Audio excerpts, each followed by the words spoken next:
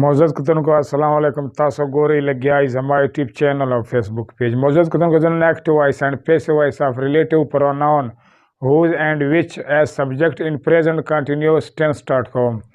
معزز کتونکو دا ویډیو تر پایه پورې وګورئ دې دپاره چې تاسو سر پې خلاص شي. راځئ چې شروع یې کړو.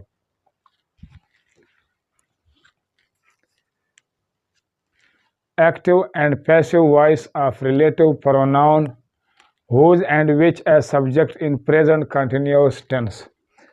The relative pronoun whose او which په توګه د فاعل والا active voice او passive voice په فعل حال جاری کی. نو دا د دې د پښتو ترجمه ده.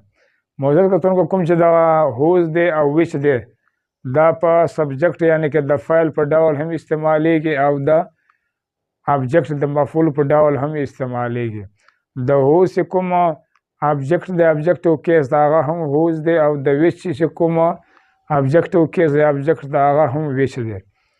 نو کله چې د whose یا د which والا active voice sentence یا جمله passive voice ته اوړي او د subject په ډول باندې وي نو بیا به کوم چې دا whose دی دا به passive voice convert شي یا به بدل شي په whose باندې او whose سره به په سټارټ یا د جملې په سر کې باید هم په اضافي توګه ورسره لګېږي که هغه whose وي یا which وي.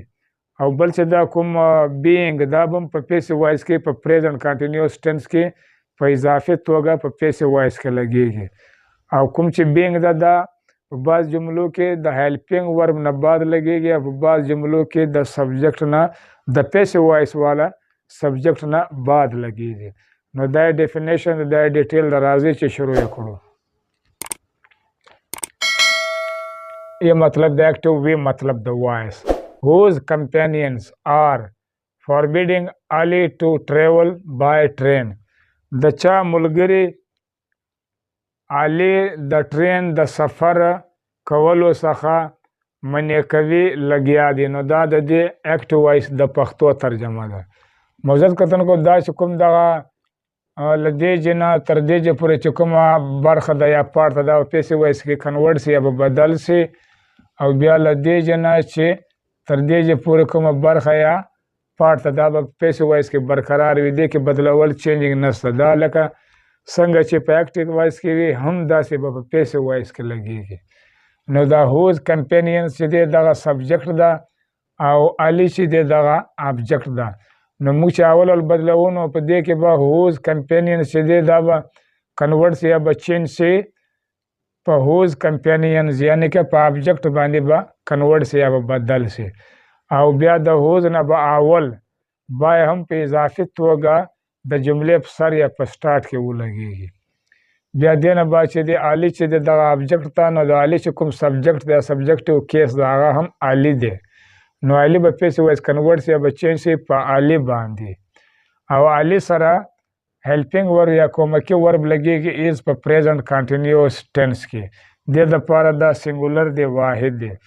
نو دا علي چې دی دا سبجیکټ په ډول استعمال شوی ده نو دې سره به بیینګ هم په اضافي توګه په پیسې وایس کې په پریزنټ کانټینیوس ټینس کې لګېږي. او بیا دې نه بعد چې دی فاربیډینګ دا ورب دی نو دا په پیسې وایس کنورټ شي به چینج شي د ورب په تھرډ فارم په دریم حالت باندې په فوربیډن باندې. بیا دې نه بعد چې دی دا ټو د پریپوزیشن دا په پیسې وایس کنورټ شي به چینج شي په ټو باندې. دا برقرار وي دې کې بدلول چینجینګ نشته. دا ورب ټو دی او د ورب فرسټ فارم دی نو دا په پیسې وایس کنورټ شي به چینج شي د ورب په فرسټ فارم یعنې کې په ټریول باندې به کنورټ شي یا به بدل شي. دې کې بدلول چینجینګ نشته. بای دا به پیسې وایس کنورټ شي به چینج شي په بای باندې. دې کې بدلول چینجینګ نشته. ټرین آبجیکټ ده نو دا به پیسې وایس کنورټ شي به چینج شي په آبجیکټ باندې یعنې کې په ټرین باندې. په دې کې هم بدلول چینجینګ نشته. نو آخر ته به د انټرګیټیو مارک یا د سوالیه نشان هم لګېږي که هغه پیسې وایس وي هم که ایکټیو وایس وي. پی مطلب د پیسیو وی مطلب د وایس. by whose companions is Ali being forbidden to travel by train. د چا د ملګرو له طرفه علي د ټرین په ذریعه سفر کولو څخه منع کول کېږي لګیا دي. نو دا د دې پیسیو وایس د پښتو ترجمه ده. A مطلب د active, V مطلب د voice. Which boys are watching the TV? کوم الکان ټي وي ګوري لګیا دي، نو دا د دې active voice د پښتو ترجمه ده.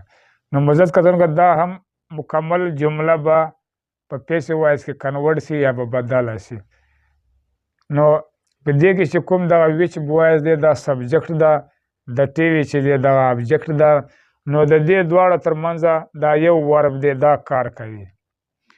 نو دې کې چې کله موږ اول بدلو نو دغه ویچ بوایز چې دی دا به پیسیو وایس کنورټ سي یا به چینج سي په ویچ بوایز باندې، یعنی کې د ویچ بوایز چې کوم ابجیکټیو کیس د هغه هم ویچ بوایز ده. او بیا د ویچ نه به اول بای هم په پیسیو وایس کې په پریزنټ کنټینیوس ټینس کې لګیږي د جملې په سر یا په سټارټ کې. بیا دې نه بعد چې دی دغه د ټي وي دا ابجیکټ دی نو دا به پیسیو وایس کنورټ سي یا به چینج سي په سبجیکټیو کیس د ټي وي باندې. او بیا دې نه اول به هیلپینګ ورب لګیږي ایز په پریزنټ کنټینیوس ټینس کې. دې دپاره د ټي وي چې دی دا سینګولر په توګه استعمال شوی ده. بیا دې نه بعد چې دی دا واچینګ دا ورب دی نو دا به پیسیو وایس کنورټ سي یا به چینج سي د ورب په دریم یا په تھرډ فارم په واچډ باندې. نو معزز کتونکو دا ورب نه اول او د ټي وي نه بعد دا بینګ چې دی دا به په اضافي توګه په پیسیو وایس کې په پریزنټ کنټینیوس ټینس کې لګیږي. پی مطلب د پیسیو، وی مطلب د وایس. by which boys is the TV being watched؟ کومو الکانو له طرفه یا لخوا یا په ذریعه ټي وي کتل کیږي لګیا دي، نو دا د دې پیسیو وایس د پښتو ترجمه ده. نو موضوع څنګه دا طریقه ده د ریلیټیو پروناون whose and which as subject in present continuous tense چې کله ترې اکټیو وایس نه پیسیو وایس جوړوو. که چیرې تاسو په اول ځل په ویډیو کتلو باندې سر نه وي خلاصوي نو تاسو دا ویډیو دوباره وګورئ دې دپاره چې تاسو سر صحیح پې خلاص شي. دا د ویډیو پای مزد کن که چیرې زما دا ویډیو تاسو خوښ شوی نو بیا سبسکرایب کړئ او په آل باندې ضرور کلیک وکړئ او ورسره لایک یې هم کړئ. انشاءالله مخکنۍ ویډیو کې به اکټیو وایس اینډ پیسیو وایس آف ریلیټیو پروناون whose and which as object in present continuous tense به زده کوو. تر هغه پورې د الله په امان.